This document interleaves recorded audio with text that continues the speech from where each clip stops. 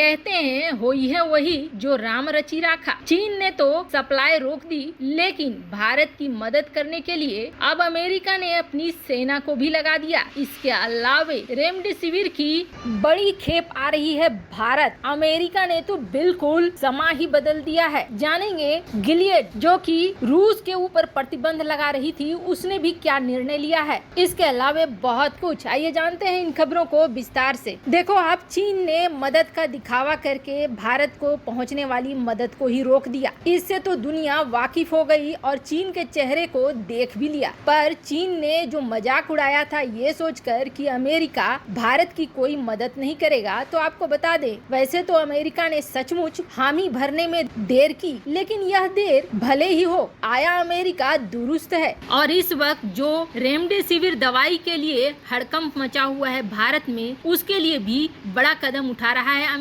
America की bio pharmaceutical company ने remdesivir दवाओं की उपलब्धता के लिए बड़े कदम उठाए हैं। आपको बता दें भारत में कोरोना से गंभीर रूप से बीमार वयस्कों और बच्चों में रेमडेसिविर की आपात इस्तेमाल की इजाजत है, जिसके बाद ये दवाई ब्लैक में भी बहुत ज्यादा कीमत पर बिक रही है, उस पर भी उपलब्ध होना मुश्किल हो गई है। अमेरिका की कंपनी गिलियड साइंसेज का मानना है कि भारत में जो स्थिति पैदा हुई है इसकी वजह से एक दबाव सा बन गया है। कंपनी ने घोषणा की है कि अब वह रेमडेसिविर के उत्पादन को तेजी से बढ़ाने के लिए स्वेच्छा से लाइसेंसिंग देगी। साथ ही साथ कंपनी ने कहा है कि गिलियड भारतीय मरीजों को तत्काल मदद के लिए रेमडेसिविर की 4,50,000 शीशियां दान भी करेगी। वैसे आपको बता दें भारत में गिलियड ने रेमडेसिविर का उत्पादन तेजी से बढ़ा दिया है, पर इसके साथ साथ भारत को एक और बड़ी मदद रूस से अब मिल जाएगी, क्योंकि गिलियड के घोषणा के बाद भारत को 1 मिलियन खुराक सीधे अब रूस से मिल जाएगी, जो इस वक्त भारत के लिए बेहद कारगर है। वैसे आपको बता दें सिर्फ यही नहीं है, भारत की मदद को आगे आई हैं 40 अमेरिकी कंपनियां और सीईओ ने बनाया है ग्लोबल टास्क फोर्स। अमेरिका की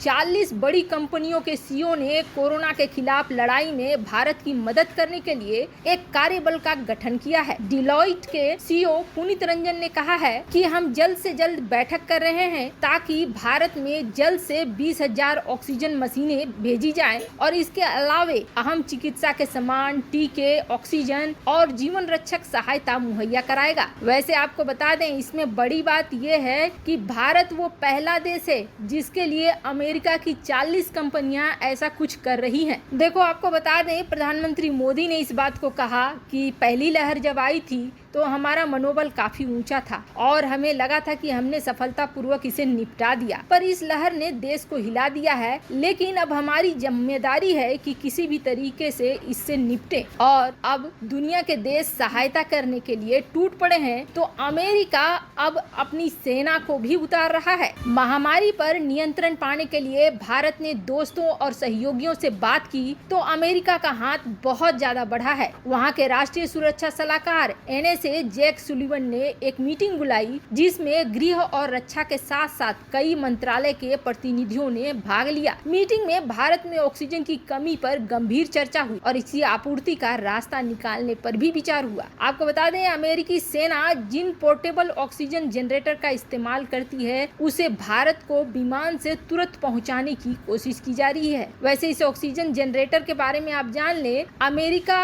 अपना सैन्य अभियान दुनिया के कई देशों में चलाता है। ऐसे में कभी कभी ऐसा हो जाता है कि उसे हर जरूरी सुविधाओं को जुटाना पड़ता है। वह अपने सैनिकों के लिए झटपट फील्ड हॉस्पिटल तैयार करने में माहिर होता है और इन अस्पतालों में ICU बेड भी तैयार किए जाते हैं। अमेरिकी सेना ने इसके लिए काफी खर्चा किया है। उसने ऑक्सीजन जनरेटर पर भी खूब पैसे खर्च किए हैं। दरअसल अग्रिम मोर्चे पर जो तैनात होते हैं सैनिक, उसको इसकी जरूरत बहुत पड़ती है। जो अस्पतालों और स्वास्थ्य केंद्रों से बहुत दूर दराज के इलाकों में रहते हैं उनके लिए ये ऑक्सीजन जनरेटर आसानी से ढोने योग्य होता है। अमेरिकी सेना भारत के पड़ोसी देश अफगानिस्तान में भी इसका इस्तेमाल करती है। अमेरिकी सेना अग्रिम मोर्चे पर तैनात अपने सैनिकों के लिए 2 तरह के ऑक्सीजन जनरेटरों का इस्तेमाल करती है। एक बड़ा साइज का होता है जिसे EDOCS 120B कहा जाता है। इसे सिर्फ बिजली की जरूरत पड़ती है और एक साथ 40 मरीजों को ये ऑक्सीजन की आपूर्ति कर सकता है। यानी 200 बेड के एक अस्पताल को आपूर्ति करने के लिए सिर्फ 5 ईडियोस के मशीनें चाहिए होंगी। और दूसरा जनरेटर है युद्ध भूमि में जब ऑक्सीजन की जरूरत होती है तब उसे पूरा करता है। यह एक मरीज को प्रति मिनट 2 से 3 लीटर ऑक्सीजन की सप्लाई कर देता है। अमेरिकी सेना ने युद्ध भूमि में तैनात अपने सैनिकों के लिए ऐसे हजारों जनरेटर खरीदे हैं। इनका इस्तेमाल युद्ध भूमि से अस्पताल तक पहुंचाते वक्त घायल सैनिकों को सांस देने में भी होता है। इन जनरेटरों को कभी कच्चे माल की कमी नहीं होती है क्योंकि ये वायुमंडल की हवा से सीधे ऑक्सीजन निकालते हैं। अब आप सोचेंगे कि ये जो जनरेटर है इसको क्या भारत लाने में दिक्कत होगी, परेशानी होगी, क्योंकि अमेरिका और भारत दोनों इस जनरेटर को भारत में इस्तेमाल करने के लिए चर्चा कर रहे हैं। और आपको बता दें इस बार भी काम आया है लेमोआ जो भारत और अमेरिका ने साइन किया है। अब इसमें एक पेच ये भी फंसा हुआ है कि अमेरिकी सेना के पास खुद के इस्तेमाल के बाद कितना बचा हुआ है जिसको वो भेज सकते हैं। जाहिर सी बात है कोई भी सबसे पहले खुद का देखेगा। और दूसरी बात यह है कि भारत के अस्पतालों में लगाने के लिए अमेरिकी सैनिकों को यहाँ आना होगा। हालांकि